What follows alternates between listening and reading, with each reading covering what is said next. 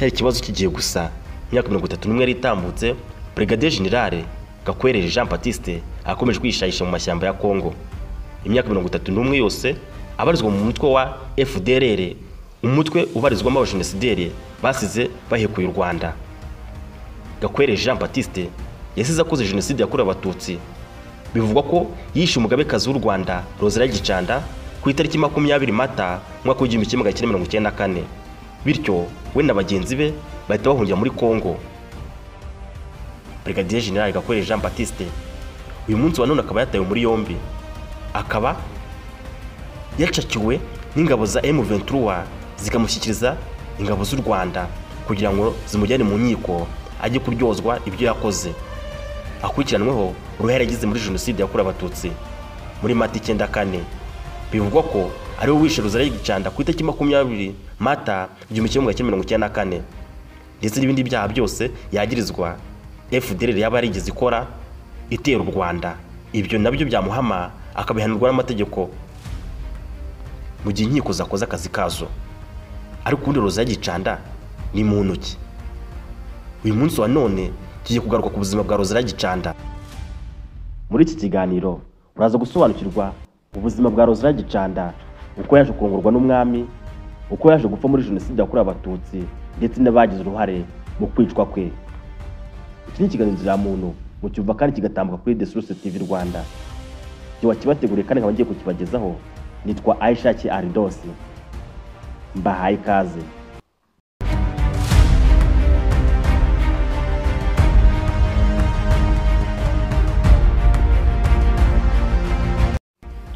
Umwamikazi Rosela Gicanda yari umugore w'umwami wa Mutara wa gatatu Rudahigwa, akaba umwamikazi wa nyuma w'u Rwanda.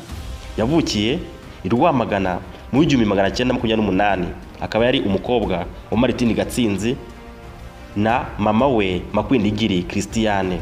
Uyu rero Rosela Gicanda akaba avukana na mama wa Paul Kagame mu ndimwe Bisinda Asteria. Uyu Bisinda Asteria rero akaba ari we umuvandimwe wa Rosela Gicanda. Bombi bakaba bakomoka mu muryango wa Gatsinzi, bakomoka mu muryango w'Abanyiginya. Umwami Mutara wa gatatu Rudahigwa yashakanye na Rosela Gicanda mu 1942, kandi hari impamvu nyinshi zashingirwagaho mu guhitamo umugabekazi. Gicanda yari umukobwa mwiza cyane wo mu muryango w'Abega, umwe mu miryango y'abatware bari bafitanye imikoranire ya hafi n'ingoma. Mu Rwanda rwo hambere umwami yashakaga umugore waturukaga mu miryango y'imbere yemewe, kandi Abega bari bazwiho gutanga abagore b'abamikazi. Rosela Gicanda yarazwiho kugira ubwiza karemano, ubupfura no kwitonda. Ibi byari bimwe mu bintu by'ingenzi byashoboraga gutuma aba umugabekazi mwiza mu bantu ndetse n'imbere ibwami. Mutara wa gatatu we ubwe yagize uruhare mu guhitamo Rosela Gicanda kuko yamukunze kandi yizeye ko azamubera umufasha mwiza mu butegetsi bwe. Mu muco wa cyami umugabekazi yagombaga kuba umuntu w'umutima mwiza, ufite ubushishozi n'icyubahiro. Rosela Gicanda yabaye umugabekazi utuje, udatabara muri bya politike, kandi wubahwaga cyane n'umuryango we ndetse n'umuryango w'ingoma imbere mu gihugu. Ibi byose byatumye Mutara wa gatatu Rudahigwa arongora Rosela Gicanda aba umugabekazi wa nyuma mu mateka y'u Rwanda. Rosela Gicanda yishwe ari kumwe n'abandi muri jenoside yakorewe abatutsi muri Mata 1994. Umugore wa nyuma akaba umugabekazi wa Mutara wa gatatu Rudahigwa. Yari azwiho kwicisha bugufi kandi akubahwa cyane cyane mu mujyi wa Butare i Huye. Ku itariki 20 Mata 1994 abasirikare ba leta b'icyo gihe FARC ibamurebeye izuba baje kumuhitana, maze hamwe n'abandi bantu yari kumwe nawe n'abari abakozi we n'abari abakozi be bakoraga iwe mu rugo. U Rwanda rwagize abami benshi batandukanye ndetse n'abagabekazi babo, ariko uyu Rosela Gicanda wari hariye. Ubupfura bwe bugarukwaho n'abantu benshi cyane babanye nawe.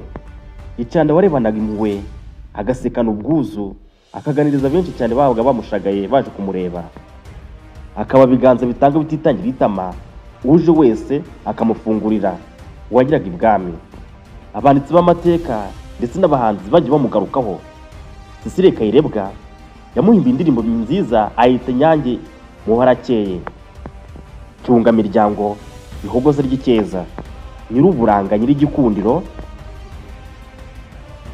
Cyakura umwami kikamushagara. Rose Gicanda akaba umugore mwiza cyane uhebuje abandi bose mu gukundwa. Yabanye neza kandi abanira neza n'umugabo we Mutara wa gatatu Rudahigwa kugeza igihe atangiye mu 1959. Urupfu rwa Rose Gicanda rwagarutsweho n'inkiko ndetse umwe mu bayobozi b'igisirikare cyariho icyo gihe FAR, Tarisisi Muvunyi, yagize uruhare mu kwica Rose Gicanda nk'uko byagaragajwe mu rubanza rwe n'urukiko mpuzamahanga mpanabyaha rwashyiriweho u Rwanda ICTR. Tarisisi Muvunyi na bagenzi be bagize uruhare mu kwica Rose Gicanda baje gukatirwa n'inkiko, bahabwa ibihano, baranafungwa. Hakaba hari n'abandi rero bagishakishwa hirya no hino ku isi bagize uruhare mu kwica Rose Gicanda. Hakaba hari n'abandi bakihisha ku butaka bwa Kongo bakiri mu mutwe wa FDLR bagishakishwa n'inkiko kugira ngo baburanishwe baryozwe ibyaha bakoze muri Jenoside yakorewe Abatutsi muri Mata 1994.